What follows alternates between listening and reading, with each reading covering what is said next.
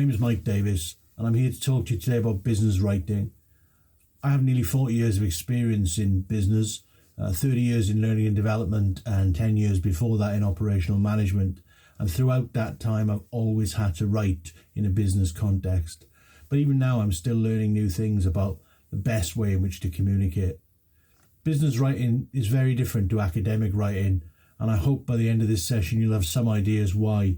My daughter is in first year university at the moment and just learning how to put together academic reports. Very different skills to constructing a report in business or writing an email, that sort of thing. So I have got a few slides to share with you, and I will also complete an example exercise and sample answers at the end of the session. So the first slide I was going to share with you is a genuine business, or examples of 2 genuine business communications written in response to queries and complaints. We ask ourselves sometimes in 2021, is it still important to be able to write clearly? A lot of the stuff we do in social media and through text messaging, WhatsApps, that kind of thing, a shorthand, jargon-based, emoji-based. But when you look at this context of real business communications, we can see that even today, we need to be able to write effectively for business. In this first example, it's packed so full of jargon that it's completely unclear as to what that organization is trying to say. And in the second example, there's so much waffle that actually, if you get down and really spend time analyzing it, you'll find they didn't have to send the communication at all, because the process that they're talking about doesn't actually change. It talks about the way in which they think it's going to change, and then how they change their mind, and are going back to what was the status quo in the first place. So no need to send that communication at all. So, and again, the other question I get asked quite a lot is actually, do I need to be able to write in my job? I mean, my job might not be one where I need to write. Almost everyone in our business, in the Thales business particularly, is a writer, regardless of job role. So whether they be writing emails on a daily basis, whether they're asked to write reports or presentations, in my job I have to write a lot of training sessions, training materials that I deliver, and also training materials that other people deliver as well. There's an awful lot of sharing of knowledge between experts who've been in the business for 20, 30 years and new people coming through. That often has to be written. So there are lots and lots of ways in which we have to write in our job roles. I've got a series of golden rules I want to talk to you about to help improve your business writing. There's a number of different things that I'm going to talk about here, but I think one of the most important is this concept of tone of voice. Now, we often talk about tone of voice as in the tone in which we speak. Are we one monotone, or are we able to fluctuate our tone? And there's a great link in that. Organizations have come to start creating their own tone of voice. So Nike, for example, has a tone of voice which they call can-do and positive, and Apple is elegant and innovative. So anything those 2 organizations write, whether it be an advert or whether it be an internal communication, has to mirror that tone. It has to be phrased, in Nike's case, as can-do and positive. Who you're writing for and what you're writing decides which elements of your tone are the most important. So it's possible to dial up and dial down tone. So very much like it's possible to dial up a vocal tone and become louder or quieter, depending on the need, it's possible to create a tone of voice that dials up different parts of those key things. So the positive aspect of Apple's might be really necessary when they're talking about a new process or a new system that they're putting in within the organization. And most organizations now are starting to have this tone of voice that they communicate within the business, and they let people understand that when they do their business writing, it has to mirror that tone of voice. So Thales has one. As I say, Apple has one, and most organizations will have one. I'll talk more about that in a little while, and I'll give you an example of a tone of voice that you can use for the exercise that I'm going to share at the end. So remember the power of words. That's my second point. If you make a spelling mistake in a CV or or a resume, if you like, that can result in up to 60% fewer responses. People look at it and they make judgments. People make judgments all the time, first impressions, that kind of thing, and that kind of thing in a written form can generate a first impression. Recent survey indicated that 73% of businesses explicitly ask candidates to have strong writing skills. More and more organizations are recognizing the fact that everybody in the company has to be a writer. My third point on here, ironically I suppose, is get to the point. If we waffle on for paragraphs without identifying the key thing we want, people will lose interest. There are hundreds of emails sent to people in business every day. Some people in our organization get 300, 400, 500 emails a day. How can you get them to decide to read yours? You need to tell your reader what you want them to do, think, or feel as early as you possibly can in any written communication.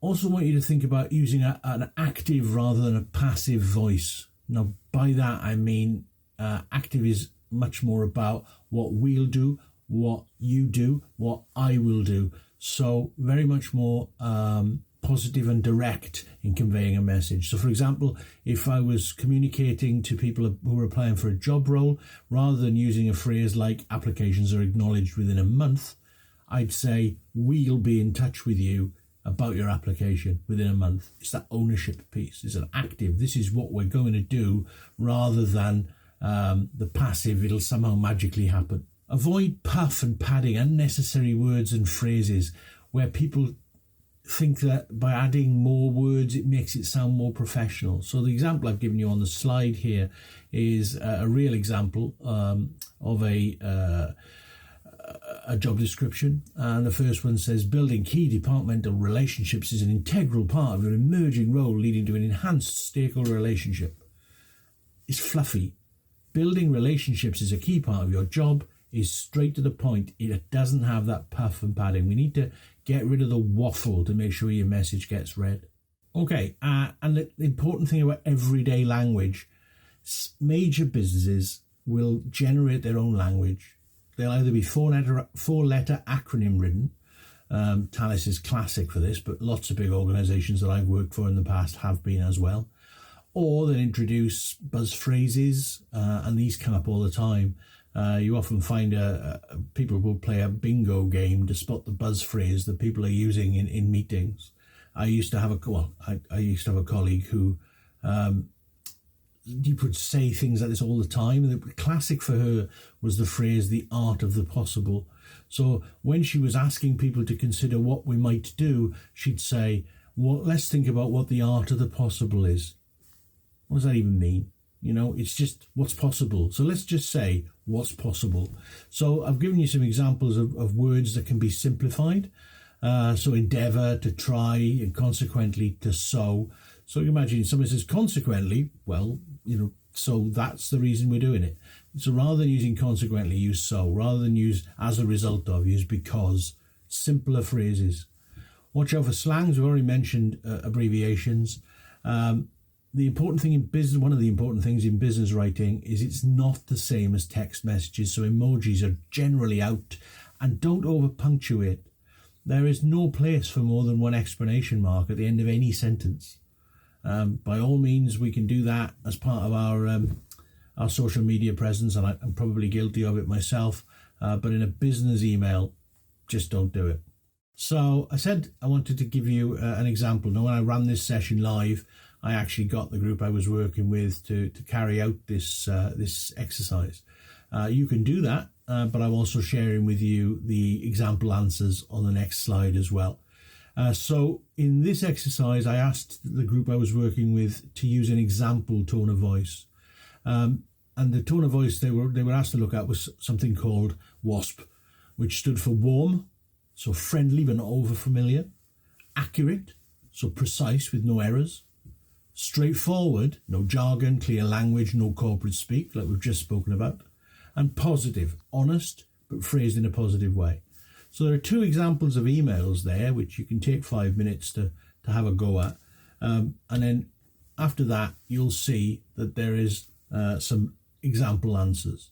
So what I'd suggest you do is take 5 minutes to have a go at the exercise yourself, and then refer to the example answer and see how well you completed it. I'm not for 1 minute saying mine's the only way of doing it right, but mine does follow that example of a tone of voice.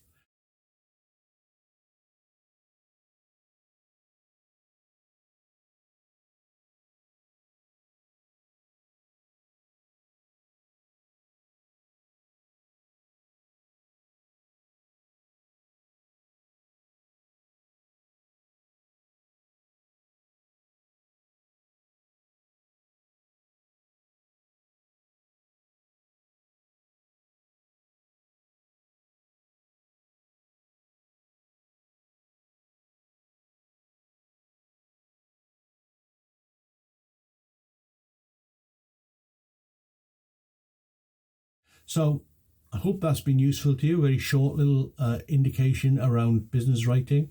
Thank you for listening, and I hope I'll be able to speak to you again sometime. Thanks a lot. Bye-bye.